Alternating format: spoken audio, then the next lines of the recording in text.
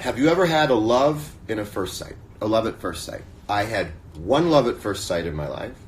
It was my first girlfriend. This is the most wholesome answer I'll ever give in my life.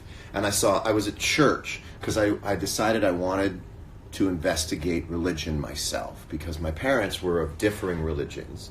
And they had the quasi-successful idea to raise children without religion. And I decided that I wanted to go to church. And I went to a Methodist church, and I saw the back of this girl's head, and I was in love with her. And it was the first and only relationship that I could say I truly could trust. It wasn't a function of fame or success to any regard. It was the only relationship I ever had pre-fame and success and all the other very interesting, by the way, components. It's the only one I could ever really trust. Like, yeah, that one.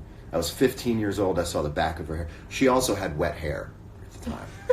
And I just remember seeing the back of her wet hair, and I was in love. And she turned around, and it was all great.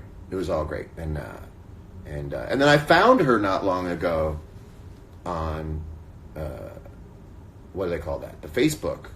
But I found it was a lot of work. I put a credit card number in a couple websites to get a name. And then I pulled an actual married name. Once I got the married name, I went, well, here we go. And then I saw pictures of her, and I hadn't seen her in years and years and years. And this was actually on a Sunday night. Had a little cry. You know, this is the only person who ever went out with me before things got real complicated in my life. And I think it's a beautiful thing. And that's the person I wrote Dear Marie about. So that was my love at first sight.